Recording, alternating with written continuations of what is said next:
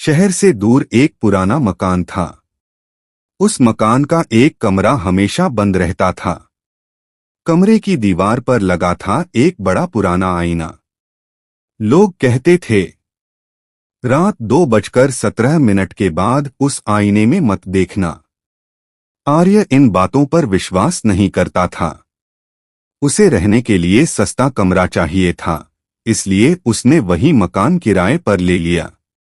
पहली 2 रातें बिल्कुल शांत रहीं। तीसरी रात भी कुछ नहीं हुआ।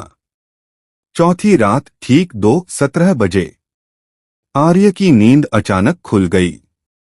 कमरे में किसी के सांस लेने की आवाज आ रही थी। आर्य उठा। कमरे में कोई नहीं था। तभी उसने देखा, आईने के सामने रखी कुर्सी अपने आप थोड़ा हिल गई। आर्य का दिल जोर से धड़कने लगा। वह धीरे धीरे आईने के पास गया। आईने में वही उसका चेहरा था। लेकिन जब आर्य ने सिर हिलाया तो आईने की परछाई एक पल बाद हिली। आर्य ने हाथ उठाया। परछाई ने देर से हाथ उठाया। अचानक आईने में दिख रहा आर्य मुस्कुराया।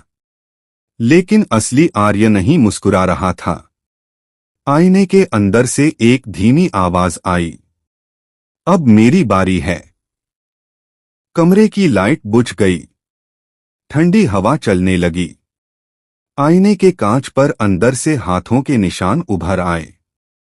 आर्य पीछे हटा और दरवाजे की तरफ भागा। दरवाजा नहीं खुला। पीछे से कांच टूटने की आवाज आई। चर्रर। आर्य ने पलटकर देखा। आईने से एक हाथ बाहर निकल रहा था, बिल्कुल उसी जैसा उसका अपना हाथ। सुबह जब मकान मालिक कमरे में पहुंचा तो कमरा बिल्कुल सामान्य था। आईना दीवार पर सही सलामत लगा था।